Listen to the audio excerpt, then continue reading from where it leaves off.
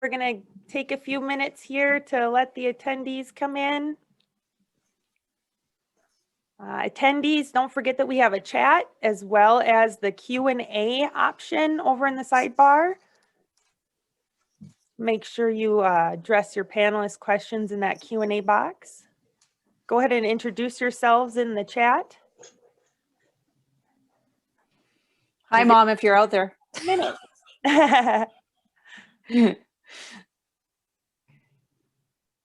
She is. I see Isla there. Isla. Hi. My Florida mama. She's an inspiration to many of us. She's been a rock. She is. Yeah, she is. Deborah's here and Hillary from Buckingham. Yay. Glad we had a time that would work for you all over there and across the pond. Jennifer Bryson, thanks for coming from Let All Play.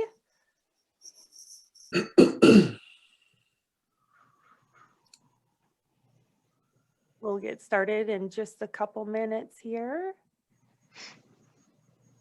Hey, Christy and Meredith over in Connecticut. Saw Holly. Hi, Holly. Oh, Holly. Someone from Wolf, Women's Liberation Front. We'll take just another minute here.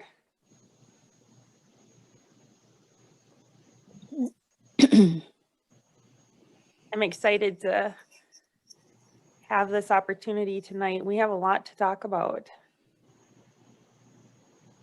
And Debbie is from California. Hi from Linda's mom. Yay! Hi, Mom. That's so awesome. It's been my biggest fan all my life. Great. I think she was one of the first people to have a Save Women's Sports shirt. She was. And team biology.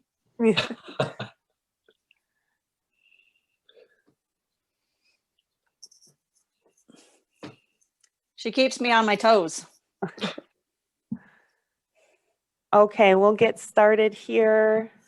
Thanks for joining, everyone. Welcome to our final webinar in the series of the future of female sports. It's truly been an honor for me to bring together all of these people from all sides of the world, from all sides of the political spectrum, to come together to fight this one issue of males competing in female sports.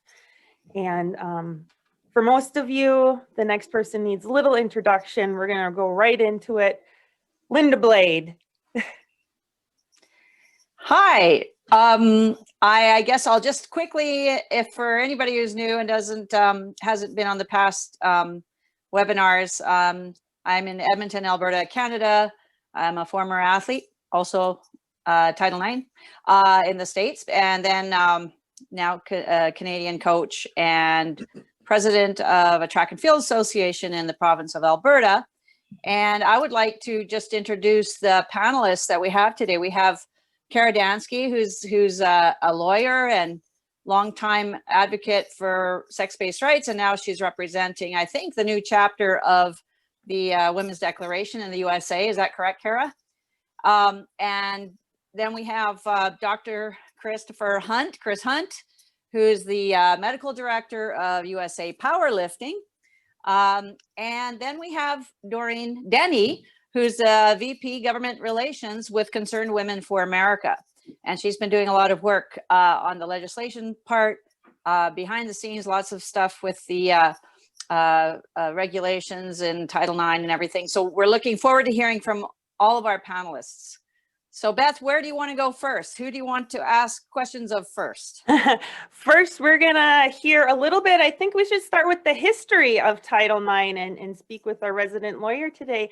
Kara, you want to take it away here? Yes, thank you so much for having me, and thanks to everyone who is joining us. As Linda said, my name is Kara Dansky. I'm an attorney and I serve on the interim steering committee of the Women's Human Rights Campaign's USA chapter. Thank you, Beth, for getting the screen share up. What I would like to do today is describe the history of Title IX through the stories of the people who were responsible for its enactment. I will also talk a bit about efforts to exempt women's sports from Title IX's coverage, and finish with a few words about the Women's Human Rights Campaign and why Title IX prohibition of discrimination on the basis of sex as opposed to gender identity in education is entirely consistent with the Declaration on Women's Sex-Based Rights. Title IX enactment, the basics. Beth, could you go to the next slide, please? Oh, this is an overview of what we'll be talking about. So let's go ahead and go to the next slide. Although it is most frequently associated with athletics today, Title IX, which amended the Higher Education Act, is not fundamentally about athletics. It is fundamentally about non-discrimination in the educational arena. It states simply, no person in the United States shall, on the basis of sex, be excluded from participation in, be denied the benefits of, or be subjected to discrimination under any education program or activity receiving federal financial assistance. The initial legislative draft was authored by Representative Patsy Takamoto Mink with the assistance of Representative Edith Greene. It was then co-authored and introduced to Congress by Senator Birch Bayh in the US Senate and Congresswoman Patsy Mink in the House. Could we go to the next slide? Perhaps the most important individual in the effort to pass Title IX was Representative Patsy Takamoto Mink. Patsy Matsu Takamoto was born on December 6, 1927, at a sugar plantation camp in Hawaii to descendants of Japanese immigrants. Patsy Takamoto graduated a valedictorian in her high school in 1944. She eventually studied at the University of Nebraska, where she worked to abolish what were, at the time, legal racial segregation policies. She eventually enrolled in the University of Chicago Law School, where she met John Mink, whom she married. They both graduated law school in 1951, had a daughter in 1952, and returned to Hawaii. Patsy Takamoto Mink's story is a story about a woman's fierce refusal to accept the racist and sexist laws that tried to keep her in her place. Due to sexist laws that were in place in the early 1950s, she lost her Hawaiian territorial residency when she married, and she was denied the right to take the bar exam. She fought the law and won the right to take the exam and passed it. However, because she was married and had a child, no law firm would hire her. So she established her own law practice. She eventually won a seat on the Hawaiian Territorial House of Representatives, becoming the first Japanese American woman to do so. 2 years later, she became the first woman to serve in the Territorial Senate. She spoke in favor of civil rights at the 1960 Democratic National Convention and earned a seat in the US House of Representatives in 1964. She served a total of 12 terms in Congress. While there, she introduced the first comprehensive initiatives under the Early Childhood Education Act and worked on the Elementary and Secondary Education Act of 1965. And finally, in 1972, she co-authored the Title IX Amendment of the Higher Education Act. Title IX was eventually renamed the Patsy Takamoto Mink Equal Opportunity in Education Act following her death in 2002. So today, although we refer to the law as Title IX, which is accurate, the law is technically called the Patsy Takamoto Mink Equal Opportunity in Education Act in her memory. I'll briefly mention the other two people who were instrumental in passing Title IX, but I wanted to go into some detail about the life of Patsy Takamoto Mink because of her steadfast refusal to yield to the sexist and racist legal regime that worked hard to impede her progress. Can we have the next slide? Edith Greene was a member of the House of Representatives from Oregon. Early on in her life, she was advised not to pursue a career in electrical engineering because she was a woman. When she was eventually elected to serve in the House of Representatives, she went about improving educational opportunities for women and girls. She was largely responsible for the enactment of the Equal Pay Act in 1963. And while she was pleased by the passage of the bill, she was annoyed that it, quote, took 8 years to persuade Congress that a woman doing identical work with a man ought to be paid the same salary. When Title IX was introduced in the House, Greene was serving as chair of the Subcommittee on Higher Education of the Education and Labor Committee.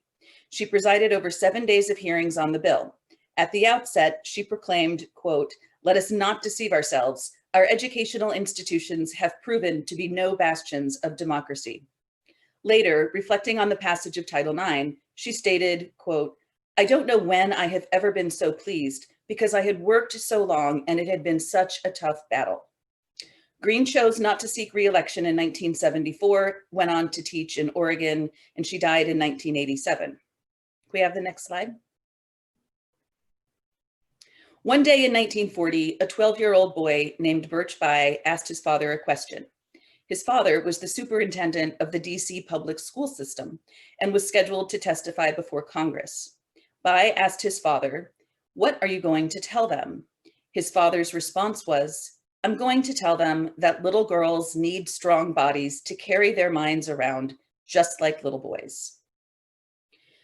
Over 30 years later, Bayh would go on to introduce Title IX in the United States Senate, while his colleagues Mink and Greene introduced it in the House of Representatives. Birch Bayh served as a US Senator from Indiana between 1963 and 1981. He died in 2019 at the age of 91. Could we have the next slide? As mentioned earlier, Title IX is not specifically about athletics. It's about non-discrimination on the basis of sex in education generally, because before its enactment, women and girls in the US had faced centuries of discrimination throughout the educational arena. The reason that this is significant is that one senator at the time, John Tower, introduced an amendment that would have exempted athletics from its provisions. What that means, in effect, is that a law that has come to be synonymous with the protection of women's athletics came very close to not protecting women's athletics at all. John Tower was born in 1925 in Houston, Texas. Early on in his life and career, he was a traditional Southern Democrat, though he switched to the Republican Party at some point in the early 1950s. As a senator, he opposed the Civil Rights Act of 1964 and the Voting Rights Act of 1965. In 1974, US Senator John Tower introduced the Tower Amendment, which would have exempted revenue-producing sports from Title IX compliance. Fortunately for female athletes, Congress rejected his amendment and passed an amendment proposed by US Senator Jacob Javits, directing the Department of Health, Education, and Welfare to include, quote, reasonable provisions considering the nature of particular sports adopted in its place.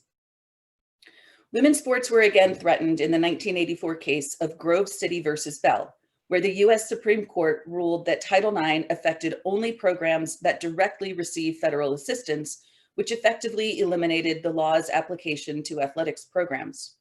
In 1988, however, the Civil Rights Restoration Act overrode Grove City versus Bell, stating that Title IX applied to all programs and activities of any educational institution receiving federal financial assistance. Can we have the next slide? In enacting Title IX, Congress was clear that the elimination of discrimination on the basis of sex in the educational arena was not intended to eliminate sex-segregated sports or spaces. The congressional record clearly states of the law's regulations that the regulations, quote, would allow enforcing agencies to permit differential treatment by sex only, such as in classes for pregnant girls or emotionally disturbed students, in sports facilities, or other instances where personal privacy must be preserved. The Department of Health, Education, and Welfare went on to promote regulations in 1975, which explicitly allow for the maintenance of sex specificity and do not mention so-called gender identity. As one example, the regulations state this section does not prohibit grouping of students in physical education classes and activities by ability as assessed by objective standards of individual performance developed and applied without regard to sex. Can we have the next slide, please? In conclusion, I will just state that the Declaration on Women's Sex-Based Rights is a global declaration that seeks to enshrine the category of sex as opposed to gender identity throughout law, policy, and society. It consists of 9 articles, which include definitions of the words women and girls and the protection of women's right to exist as a coherent legal category, the rights of mothers, the elimination of violence against women, and other legal rights such as the right to speak, assemble, and participate in politics and government as women. Article 7 of the Declaration states that to ensure fairness and safety for women and girls, the entry of boys and men who claim to have a female or female gender identities into teams, competitions, facilities, or changing rooms, among other things, set aside for women and girls should be prohibited as a form of sex discrimination. Anyone wishing to learn more about the Declaration on Women's Sex-Based Rights can view it online at www.womensdeclaration.com. And if you're interested in reaching out, you can reach the country contacts for the US chapter at usa@womensdeclaration.org. Thank you so much for having me today. I really look forward to the rest of the discussion. Thank you so much, Kara. We really appreciate the work that the Women's Human Rights Campaign is doing. And if you would throw your links in the chat for people so that they can hop on there easily. All right. 1 second, having a little bit of technical difficulty here. Kara, I hope to hear more from you later in our Q&A. Up next, we're going to have Dr. Kristopher Hunt. He is the medical director for USA Powerlifting, an ER doctor fighting on the front lines of COVID, and happens to live in a household of women, pets and all. So Yeah. take it away, Dr. Hunt. Yeah, can you hear me? Yeah. Okay. I didn't talk about that last time that, yeah, I'm outnumbered. There are only women in my household. I've actually got an 11-year-old daughter, my wife. I've got a girl on the way in 7 Congratulations. weeks. So exciting. Yeah. And then I've got 2 female dogs and a female hedgehog. So I'm way, way outnumbered. And so Title IX is kind of special to me. And actually, I'm going to share my screen if you're okay with it, Beth, real quick. Yeah, if it'll let you, go right ahead. Okay. Host disabled. Oh, dang. That's okay. Yeah, it's disabled. That's okay. So, well, Title IX is special to me, kind of long and short of it is, I got into powerlifting because of a woman named Judy Gedney. And some of you out there may or may not know who Judy Gedney is. Oh, there we go. Am I allowed to share it? I'm trying here. It's disabled still. That's okay. I'll let you know. So basically, Judy was the first woman that was inducted into the USA Powerlifting Hall of Fame. And she was actually an IPF world champion as well. Judy was all of 98 pounds. And she was a fierce, fierce lady. In fact, I remember going.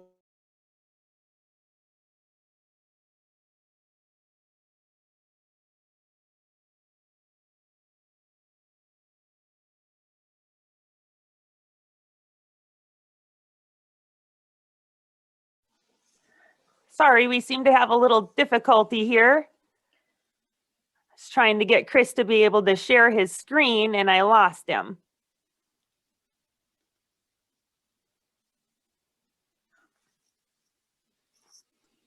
Sorry about that, Chris. I was trying to give you the ability to share your screen and then I lost you.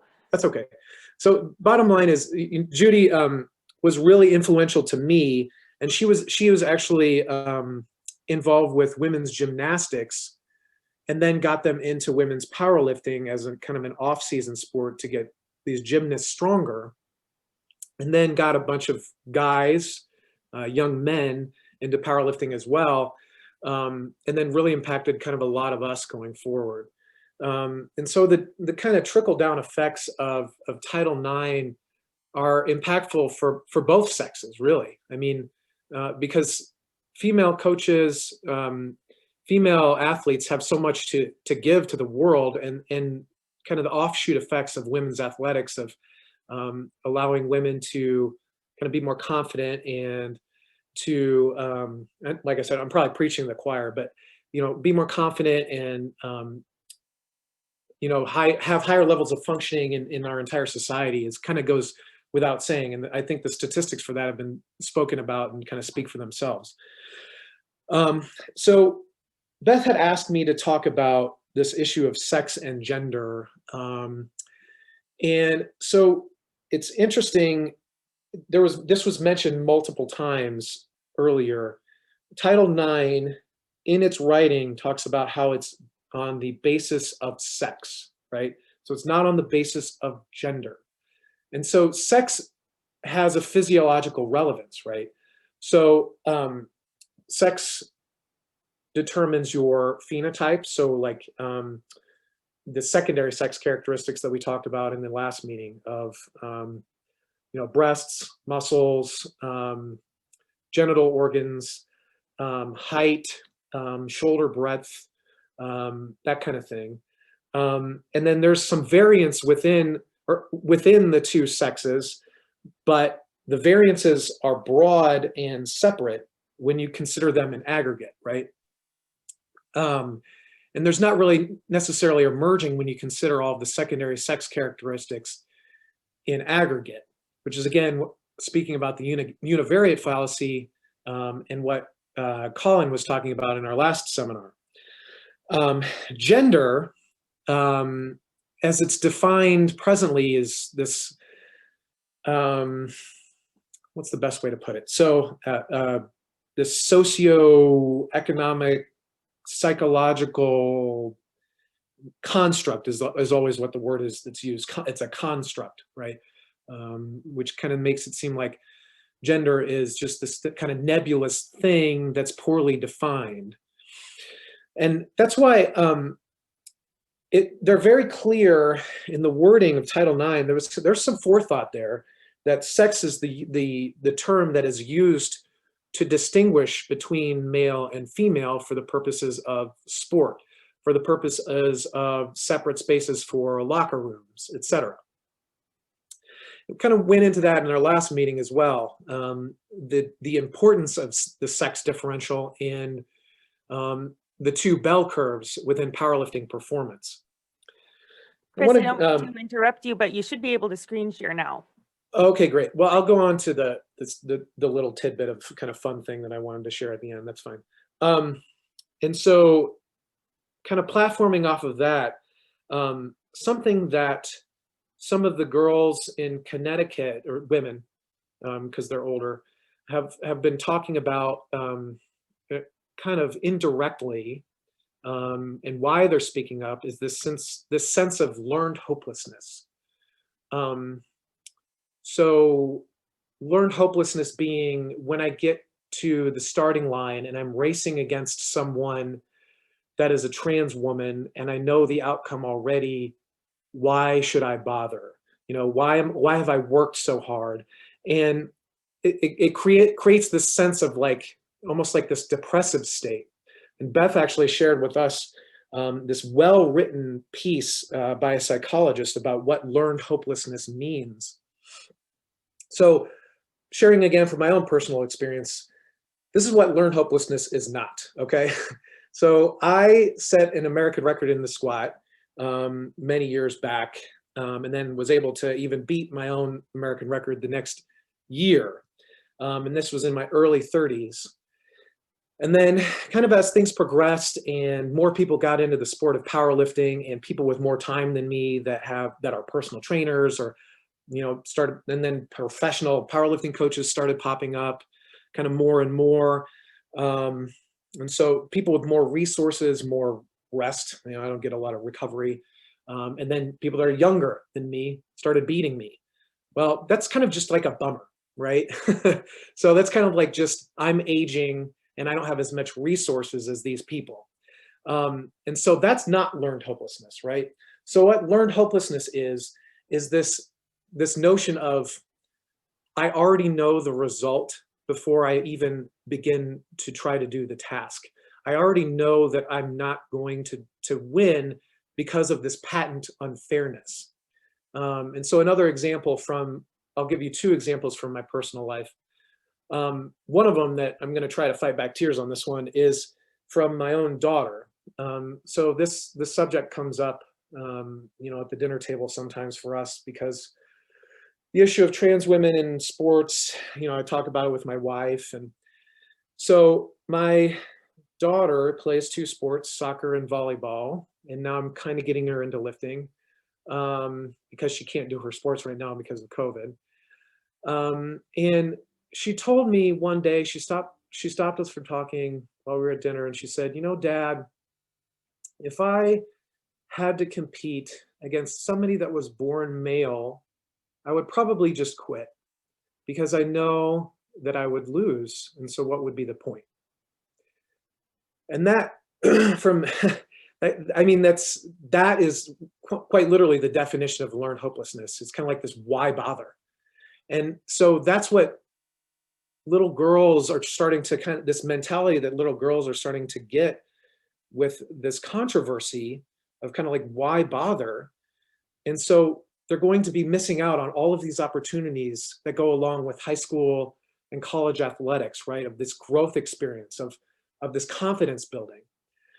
And personally for me, that it really kind of cuts to my heart, right? Because this is a little girl that's, I've watched flourish, and, I just got done doing a deadlift session with her, and she's, deadlifting her body weight for multiple sets and reps, and then like smiles and then goes and runs a lap around the house and is all bubbly and stuff about it. Cause it's awesome. I just have to say how absolutely amazing that is. It's pretty awesome. If you don't have any frame of reference for lifting, she's only 11 and she's already deadlifting her body weight for sets of 12. How it's pretty powerful cool. of a feeling. So grateful you're setting her up with that.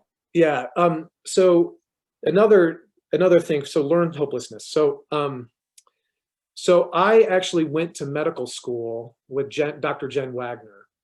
And as you all know, she is a cyclist, and she is a very, very good cyclist. Let me say, not only is she a very, very good cyclist, she's an orthopedic surgeon.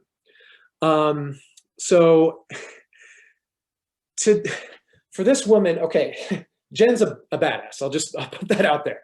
So she graduated with me in medical school, in my medical school class, right? And I went into emergency medicine. Emergency medicine is pretty competitive to get into. Orthopedic surgery is very competitive to get into. So her grades were better than mine. She not only had awesome grades, went into orthopedic surgery, but went into a male-dominated field and is killing it now in Houston. Not only that, now she's a pro cyclist. So the list of things of why she's a badass just kind of piles up, right? And so to kind of hear that she's had to undergo like this struggle with having to race against a trans woman, and to hear some of the interviews of said person saying, well, those other people just kind of need to try harder that I'm competing against. I don't know that you know Jen that well, because Jen is the definition of trying really hard. Jen's the definition of hard work. And so then it generates, again, this sensation of like learned hopelessness. I'm racing against this patent unfairness, because Jen, having known Jen, she's working damn hard. And so if she's at the starting line and already in her mind, all of those months of hard work and all those months of training after having taken nights of call as an orthopedic surgeon, fixing hips and it's basically like carpentry all night for 30 hours straight, and then having to go train. I think the woman kind of knows the definition of hard work. So for her to have to experience this notion of learned helplessness, kind of, it gets a little bit of a fire under me to try to help with this problem, right? And so the other talking point that I wanted to discuss was the fact that I'm a former wrestler. So wrestling programs are growing at the high school level in droves. Wrestling programs at the college level are dying off in droves. Why is that? Well, because of Title IX. Now, that said, my wrestling program from college is now no longer solvent. It doesn't exist because the college that I went to did not have enough male sports to offset the opportunities for female sports. So again, that's kind of a bummer, and that then leaves me a little sad, but it doesn't leave me raw in the mouth or in the gut with regard to this Title IX issue. Because really it's about the overall fairness, fairness for athletes as a whole. And so if the college wanted to, they can certainly try to work out a situation of getting a women's wrestling team. And maybe that'll be the answer in the future for wrestling programs. I don't know. But I will say that Title IX exists for a reason, and it's for the overall greater good, right? women represent 51%-ish of the entire world's population. And so you can't disenfranchise this major segment of the world's population. And the opportunities afforded for athletics really need to be given to women, right? And that's what we're here about, right? And so if we're having somebody that is then born male, transitioning to female, and again, as we discussed last time, only loses a fraction of that athletic advantage, at least from a strength perspective, against a natal female, then we're talking about a patent unfairness, and we're talking about something that is going against what women have fought so hard to acquire in the last only few decades, to get the opportunities that have been kind of clawed for over in the last few decades, so that women can approximate the opportunities that men have enjoyed for way too long, right? So the last piece that I will leave with this is, now that I can share my screen, I'm going back to the coach that taught me for a long time. And this was the woman that got me into powerlifting. So let me see if I can share this thing here. Go. All right. You guys see it?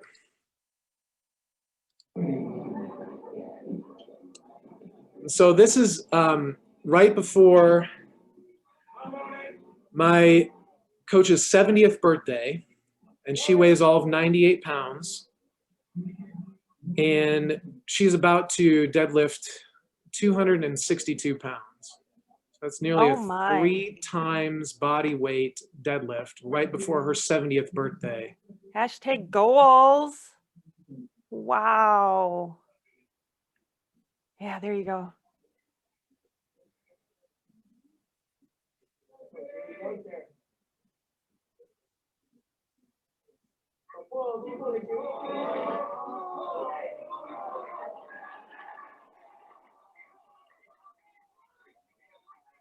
Nice. Wow. Yeah, and you look at that.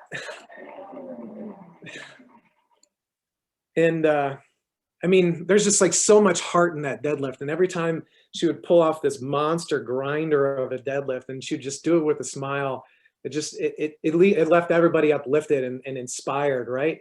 So, and it left me inspired, right? Because it's like this tiny woman doing these amazing feats of strength. Well, I want to do that. And so this woman literally is just such an inspiration. And I think that there's so many female athletes out there that really can lead and inspire men too, right? And that's why this matters. It goes both ways. Yeah, definitely. I am so grateful for your time tonight, Chris. Thank you for the work that you're doing to help protect women, and for USA Powerlifting's work for their standing up for women. And I can't wait to hear more from you in the chat here in a little bit. And next, we're going to roll into Linda. I would like to hear just a brief message about your experience with Title IX. Oh, okay. Well, quickly before Doreen, because I don't want to take anything away from Doreen, I want to say thank you to Title IX, to the USA. I was recruited from high school in British Columbia, and I ended up, after a short stint at University of Mizzou, I decided to transfer to University of Maryland, so the Terps, and it was an unbelievable experience to be able to, of course, get my education.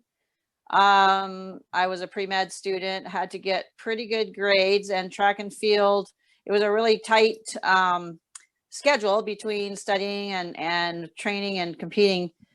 But through that whole process, and then I became team captain, and just the opportunities for leadership, for gaining confidence as a person, there's no substitute for that whole experience to happen. And you know, at the time, I had no choices. There weren't even many scholarships to be obtained from Canadian universities.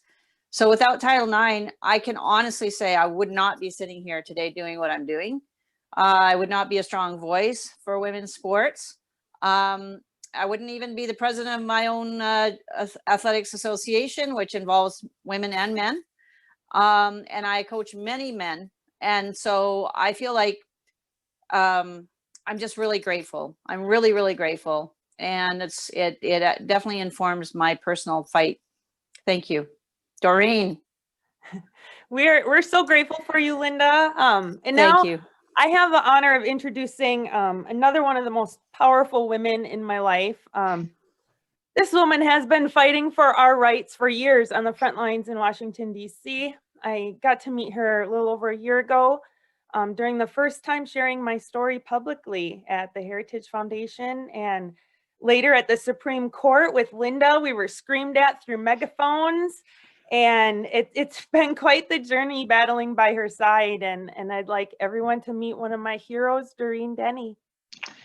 Thanks so much, Beth, and it's a delight to be with you today. And, I just want to tee off a couple things that have been said, because in my work in Washington for Concerned Women for America, what we've found is that women really feel unrepresented right now on this issue, especially when you have a political party that seems to be denying the reality on this, and frankly, another political party that really hasn't taken it serious enough yet. Going back to something that Dr. Hunt said about just the learned hopelessness, the way that women, we got really engaged on this in the last couple of years is that we had a mother call us from Georgia who had first of all tried to call the Women's Sports Foundation, describing the experience her daughter was having, dismissed at that point, and then the National Organization for Women, who also dismissed her concerns. And she called us and said, my daughter said, Mom, if this is the way it's going to be, what's the point? She was facing a situation in her own sports in high school where her competition was unfair, and as a result of the engagement of a person who was transitioning. And, it breaks my heart to realize that that's the kind of thing, the reality that our daughters are facing today and could be facing tomorrow if we don't get this straightened out. Back to Linda's point about just the opportunities that come for women in leadership. There's at least two or three dozen members of Congress right now, females, who will credit part of their success in life, their ability to compete in politics as a result of their experiences playing sports. We know that this is a pathway for leadership for so many young girls, and we don't want to take that away from them with an idea that if they just go out to the starting line, that the race is over before they even to begin to compete. And so we're really taking this on as a coalition. As you see, there's so many voices here, and Beth referred to the Supreme Court last October when we were all there in solidarity, trying for the court to understand that the case before them, which was Harris Funeral Homes versus the EEOC, but it was also combined with the case Bostock versus Clayton County, and that was as you know it now, but trying to have the justices understand the implications for what could happen when you grant transgender status under civil rights laws in a way that could be misapplied to take away opportunities and really threaten the privacy and safety of women. We're concerned about the outcome of that and the fallout from that case because we don't feel that the majority recognized appropriately the implications for that. There were some dissenting opinions that brought it very squarely into different categories, like in women's sports. Justice Alito had some very important words on that. And so we're not done in the courts, but really what we've really been trying to do now is saying, well, as a result of this case and what's happening now with the administration, the Department of Education, cases that they have before them as complaints, and then also what's the role of Congress here to bring in some additional voices and to really have each branch of government take their responsibility to do their jobs. And I'm delighted to say that the Department of Education has really taken a major step forward here. In fact, when Beth and I were first conceiving of this panel today and kind of some of the action items we would want to come out of it, the department hadn't made a declaration that it has since about the importance of Title IX being sex-based according to biological sex, not only the importance of that, but actually the reality and the importance, the purpose of that. And so they have, as a result of one of the cases that they're dealing with in Connecticut, which I think you all may have familiarity with, have made an official declaration that Bostock, the Title VII result in Bostock, does not deny Title IX capacity to have sex-based separated sports and facilities. And schools need to pay attention to this, because their responsibility under the law, under federal law, as recipients of federal financial assistance, which is, Kara mentioned, pretty much has tentacles into every school in the country, certainly nearly every university, college and university, but also now at K through 12, because of the different special education programs and low income programs that are available to schools, the funding that comes through those. Every single school has a responsibility to take a look now and to be on the right side of preserving and protecting Title IX for women and girls in their sports programs and in their school educational programs. So we're delighted by that. I know that the Department of Education would love to hear additional voices about why this issue matters to you, what's happening in your local communities, and frankly, really to continue to prod them to make this very, very clear through so that all schools and all colleges and universities understand their responsibility. Because as you've talked about in earlier sessions, you know, the NCAA is, has a policy that's not, that's disadvantaging women. And we need to make sure that they understand that the schools and the universities have responsibility to follow the law under Title IX. I'll just give you the quote that came out of a letter that they sent to Concerned Women for America. This was the Office of Civil Rights Office. And they said, the Supreme Court's opinion in Bostock does not affect the department's position that its Title IX regulations authorize single-sex teams based only on biological sex at birth, male or female, as opposed to a person's gender identity. I don't think you can get more clear than that, and so we need to help our communities and our schools and our sports programs understand their responsibility. Under the, on the congressional side, there's also been some movement, both to introduce legislation in the House and the Senate, that basically would solidify what is by statute the reality and the importance of protecting sports for women and girls. And in the House, this bill was introduced in February before the outcome and the result of the Bostock case. The House has already also voted one time on a measure. It was an amendment to the Equality Act, which we won't get into here, but has further threats for this area of sports and education, as well as privacy and safety for women. But they did as an amendment attempt. All Republicans voted for it. It would have made sure that the Equality Act did not deny females the right to a fair playing field. So that vote was taken last year. Congressman Greg Steube and Debbie Lesko from Arizona offered the Protection of Women and Girls in Sports Act in February. And then in just the last couple of weeks, Senator Kelly Loeffler from Georgia, along with 4 other senators, proposed the same, essentially the same bill in the Senate. There is one notable difference, and it's really because already the evolution of this issue in terms of what does sex mean, and what does a claim to being female really mean. They figured we need to put this in law. And so in that particular bill, I'm just going to read you her statement.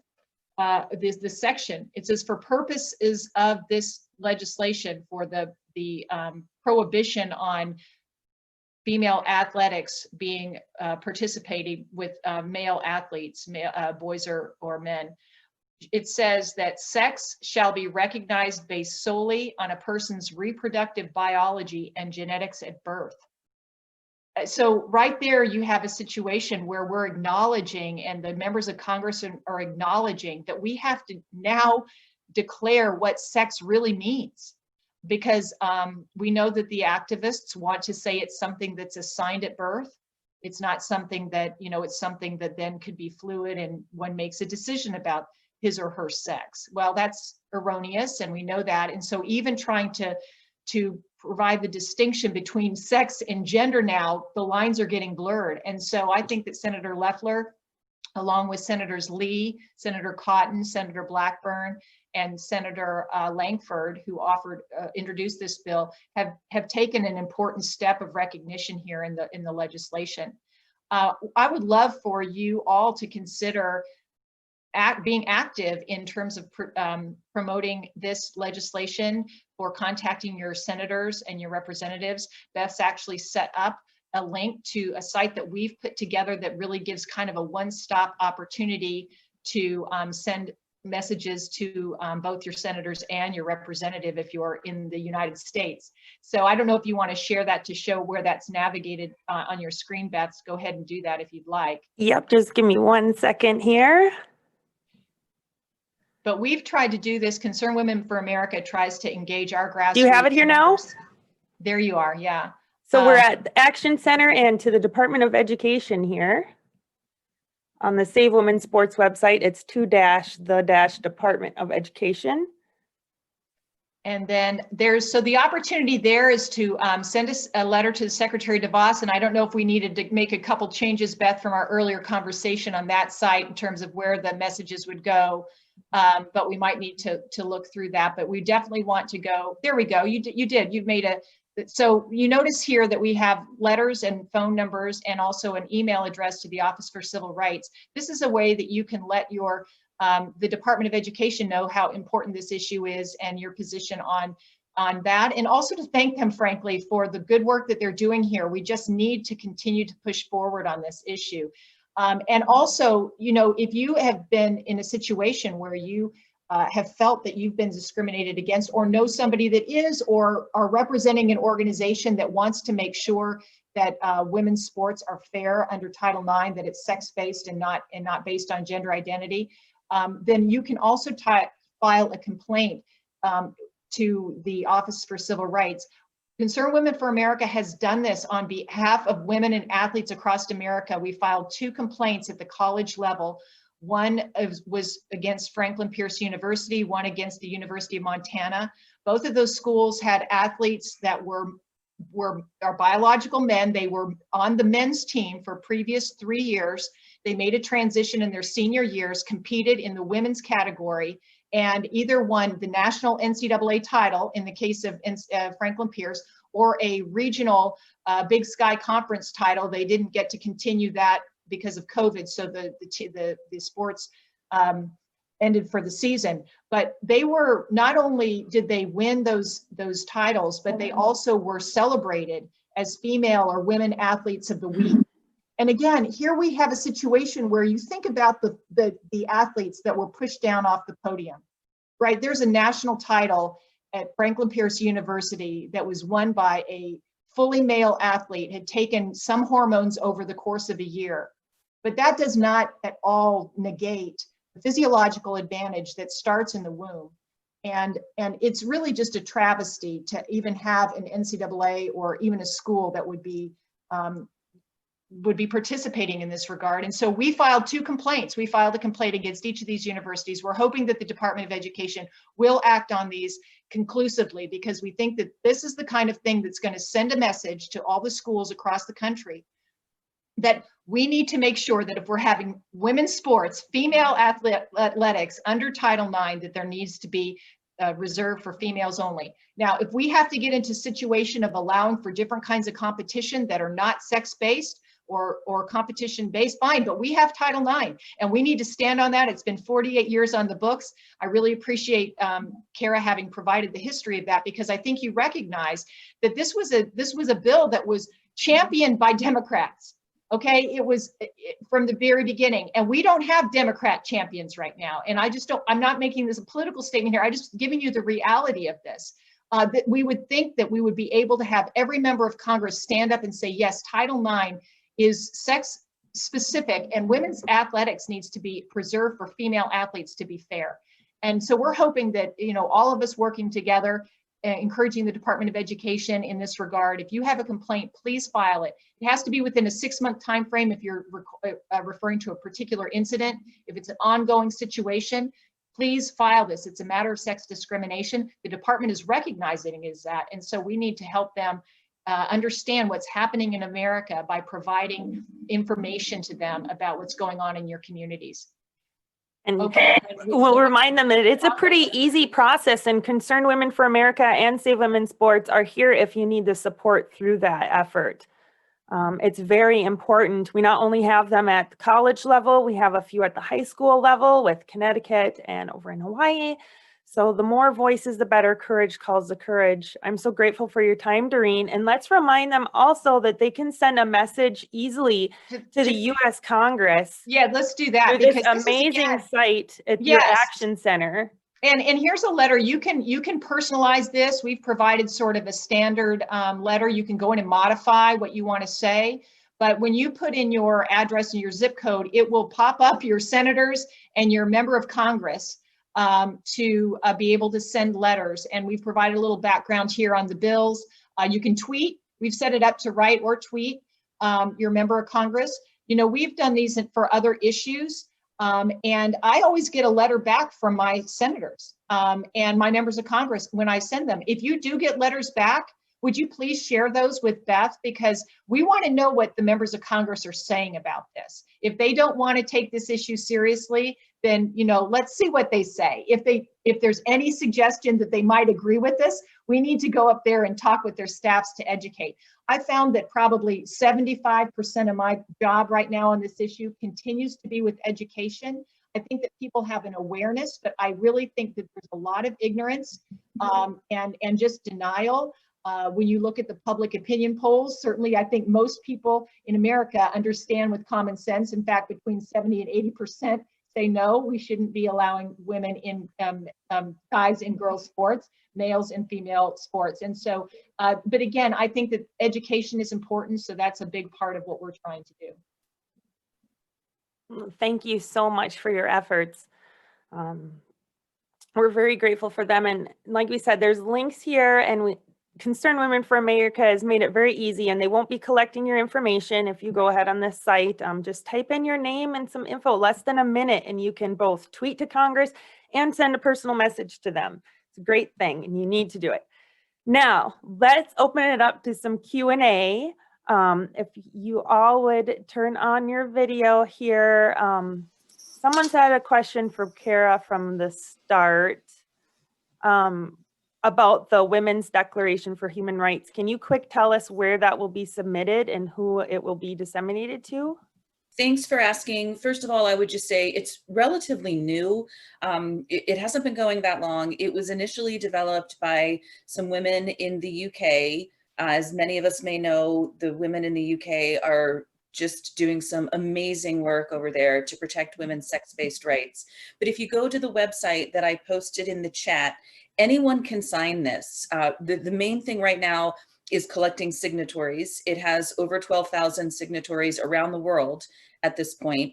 And in terms of where it will be disseminated, essentially any lawmaker or policymaker can be a recipient of the declaration. So if anyone is active, I know this conversation is global right now. I know there are many of us from around the world. And so any of us can share that with our lawmakers at any level of government. So here in the US, that means local government.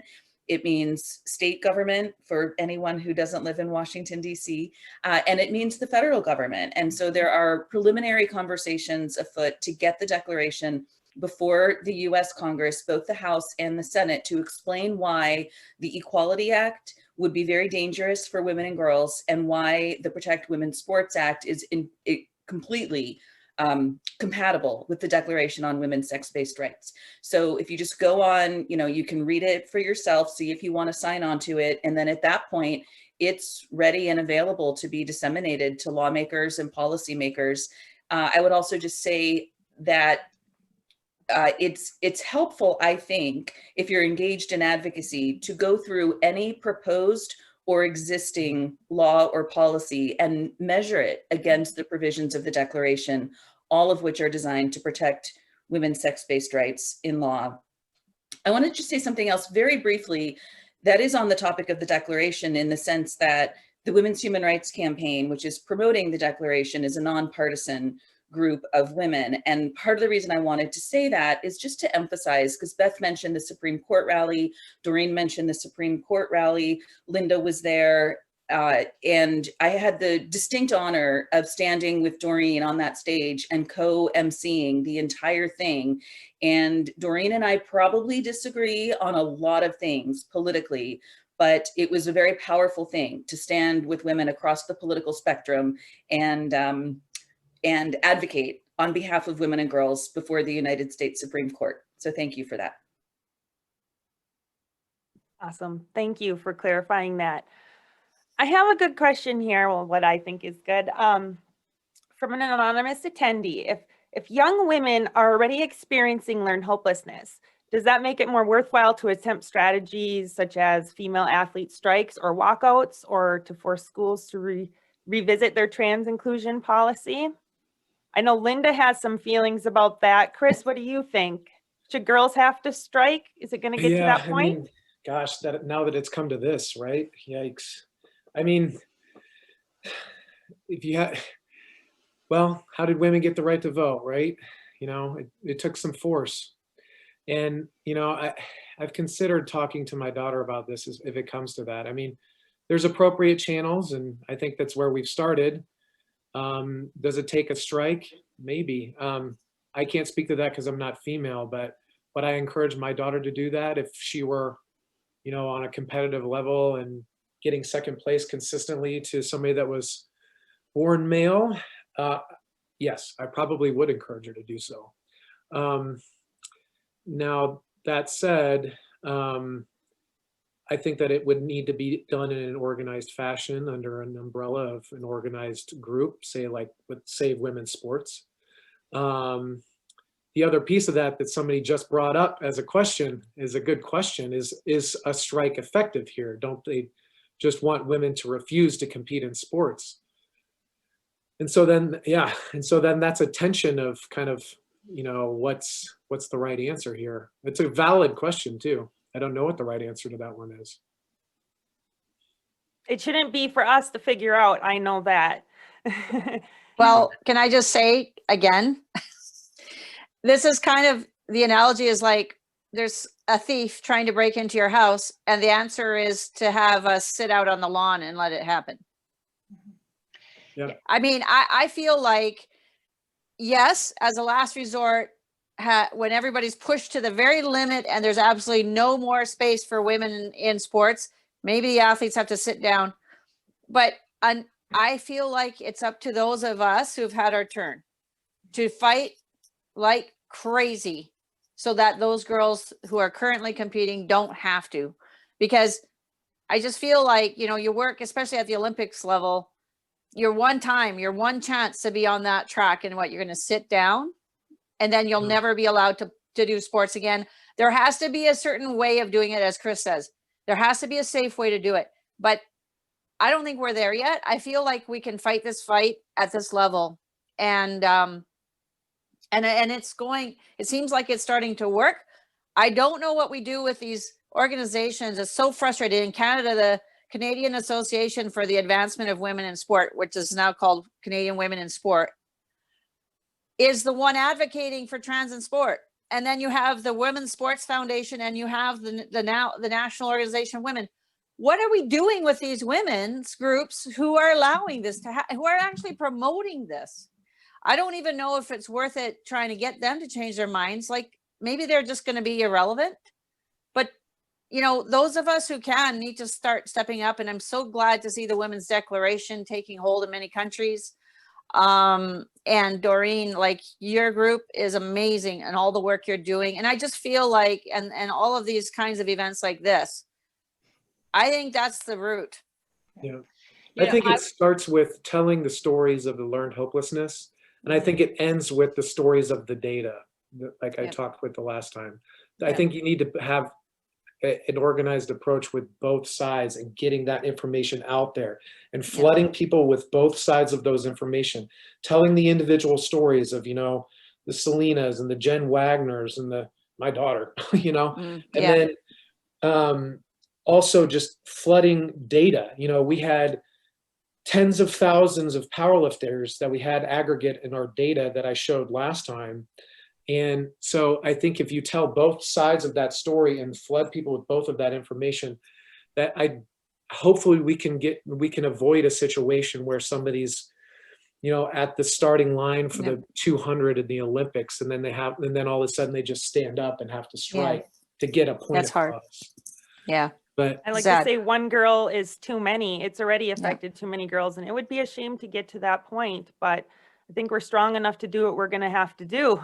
I think Doreen wants to add something there. You know, just, I mean, a couple different thoughts. Obviously, we're in a cancel culture where so many people feel silenced that they can't speak out. And really, I think what we've been trying to do, and I say this collective we, is to try to give voice to people to be able to say, you know, this isn't right. And you know, unfortunately, we've got a media that's working against us. I mean, the suppression of stories that they don't want to know, because I think those who are opposing us really do understand that we have a good point, and that you have to, and this needs to be reckoned with.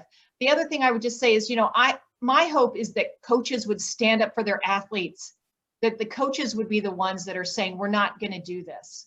You know, it's not fair to put a female athlete in that position just to fight for her own rights. We need to have schools doing this as well. You know, it's unfortunate that we have to take the threat of federal funding as being the hook. But if that's the hook, you know, we're trying to tell the Department of Education, you've got the hook, you've got to use it. Because if we don't get that message out, then it's going to only continue, which is why from the very beginning, you know, over this last year, we've said really there is some levers that have got to be pulled.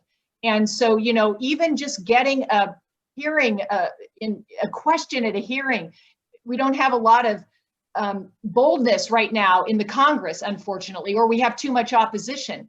And so, but even just fighting to get a question and put the NCAA president on the line with whether or not they see this as being fair or not, that was a big lift. It took a lot of work, but we got it out there. Once you start to get this more into the public along the political debate and nationalize this issue, you know, I think we're going to have more recognition, and it's going to provide some balance. But right now we don't have the balance, and I do feel for the girls that are facing it, you know, literally on the front lines. They are the victims, and we need to let people know that. And that's why these complaints are so important. Yeah, they are the brave and courageous ones, not these males identifying as females invading in the spaces. Well, and what we're doing is we're instituting a institutional sexism, you know, talking about the concerns about how that gets done in the race context. This is what's happening when we allow for girls to be, you know, for us to have to actually work to fight for our female status in something that's supposed to be protected in the civil rights laws. You know, we're going the wrong direction here. We're going the wrong direction. And so, but again, it's, you know, we're leading the way, folks. We're trying to lead the way, all of us together. So can I say something, Beth, on this topic? Just to take it a step further, you know, of course, I agree with everyone on the panel. I just, it goes beyond sports, because as we've heard from numerous sources, participation in athletics fuels a sense of confidence, right? Chris spoke very powerfully about this. And I've never been a competitive athlete, but I have been a runner. And I know the experience of confidence and empowerment that I personally experienced having completed 3 marathons. And if we're going to encourage young women to strike, then we're not only removing opportunities for young women to compete in sports, which is bad enough, but we're also taking away that sense of confidence and empowerment that fuels young women to do things like run for office, to run organizations. It ultimately undermines the leadership of women and girls. Thank you. Well for said. adding I mean, that that's here. like that. Truly, I mean, that's the athletics for the vast majority of the population are not an end all be all, right? How many people actually end up being professional athletes? A small minority. But how many people learn life lessons from athletics? Tons and tons and tons of them. That's why they matter, right? And so but athletics are also a zero-sum game. So, and if you don't know what the definition of a zero-sum game is, it basically means that the additive effects of all of the parts equal 0, right? So there's a winner and there's a loser. Okay. And so granted, there's in certain sports places of first, second, third, fourth, fifth, right? But those sum up to, again, be 0. So at the end of the day, people compete to win, right? And so if there is no sensation of being able to win, then it gets back to this learned hopelessness. Why bother? And so competition is very healthy. It's healthy for the human mind. And competition exists not only in athletics, but athletics are a controlled environment in which to compete and to learn how to compete fairly. And then that can then be a metaphor for the rest of one's life, right? Learning how to compete fairly. And that's why this matters so much, because you're right. This platforms off into every other aspect of someone's life. If you learn how to be a good loser, not a sore loser, that affects you later in life. And that's a good thing. If you learn how to be a good winner and not a vengeful winner, that's a good thing. And that affects you later in life. And you learn those lessons from having won. How did I win? How did I work hard to get to this place? And you can platform that off into becoming a lawyer or a doctor or a politician, whatever. I mean, these things bleed over into the rest of women's lives. That's why this matters. Yeah, quitting doesn't make you a better winner. And if we keep allowing boys to compete in girls' sports, girls will quit. And I think, Doreen, you can attest to this. 90-some% of women leaders have played sports in the United States. Yeah, I don't have the exact data on that, but I was amazed to see in the Congress how many female politicians, you know, who are in very big leadership positions have to go through campaigns. They win and they lose too. Credit sports for their capacity to be the leaders that they are. So I think that if you talk to female CEOs or anyone that's in, you know, high management positions, I think that there's similar experiences.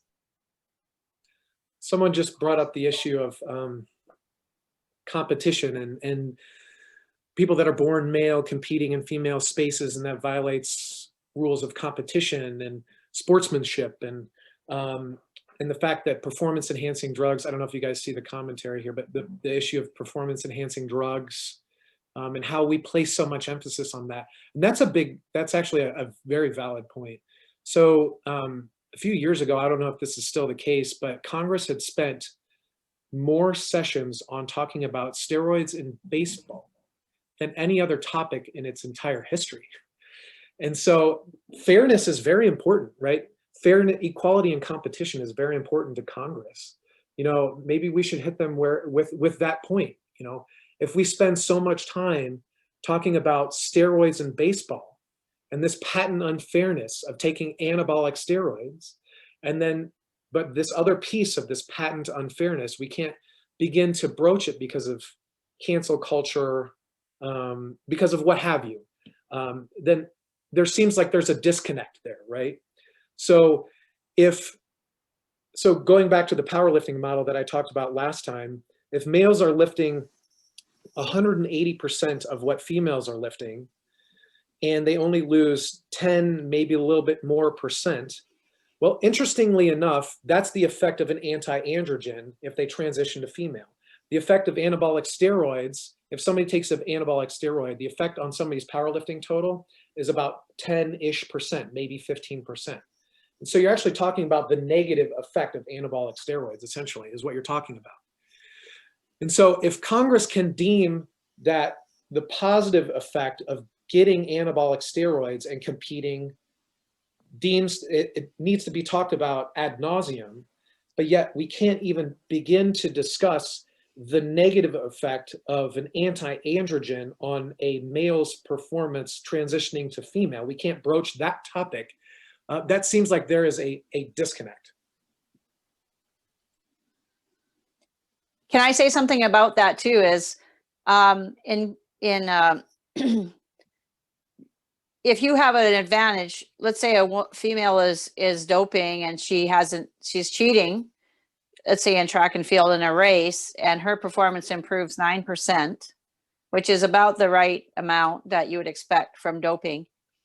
Somehow that's illegal in the world of sports, but then now we're supposed to accept a male that might have a 30 or 50% advantage. There's nothing about this that makes any sense. Like, Yeah, 9% versus, oh, well, but we'll let the guys come in and that's like, no problem, 50%, 30% better. Like, what in the world are we talking about here? It's just ridiculous. And in Canada, I don't know what's happened to the brains. It's like, you know, they have fallen out because we have the actual, if all of you probably recall the Ben Johnson, Carl Lewis rivalry, big, huge drug blow up in the 1988 Olympics. And, you know, in the wake of that, we had the Canadian Center for Ethics in Sport.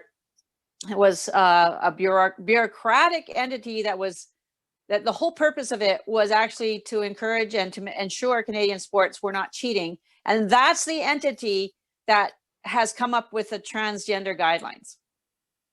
I mean, it's just ridiculous. It's unbelievable.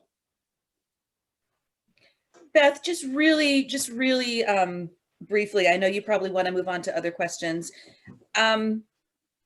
I think it's absolutely critical that we continue to talk about the physiological advantages that male athletes have over female athletes.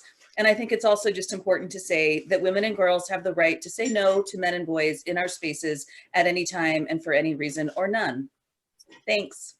Yes, all in all, this is protecting the rights, privacy, and safety of females. That's what it's about. Wow, thank you all so much. So I want to clarify that the Department of Education is on our side with Title IX. And just in August here, they sent a revised letter of impending enforcement action in the Connecticut Title IX complaint, which clarified for us that the department is clear that Title IX means on the basis of sex, regardless of how they ruled in other cases, like in Title VII. Title IX means that girls get to play with girls and they shouldn't have to compete against boys. And we're very grateful for that. And we encourage you to write them letters of support. And it's so important for them to hear all of our voices, because that's what's going to encourage them to keep marching forward. And it's a grassroots effort. It's having these conversations with our friends. It's sending that quick message that's going to get this done. Thank you all for coming tonight. Do you want to stay on for a few more questions? I know we've gone over the hour here. Let me see if we have anything else. Does anybody have any closing comments that they haven't gotten in so far?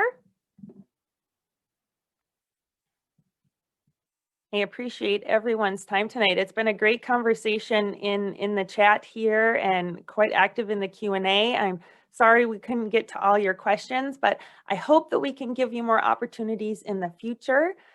It's been quite a whirlwind with these webinars. They're all available on YouTube. This one will be up in a couple of days for you to recap and watch. Again, so important. Doreen, did you have something to add? I was just going to say, I mean, there's some great questions here, and I do feel like there was one that had just come in about just the future of where we stand today. I mean, Please take it on. This Department of Education is on our side. If we have a different Department of Education, they might not be. And so, you know, we have to be prepared for whatever happens in this election, and in both the House, the Senate, and the White House.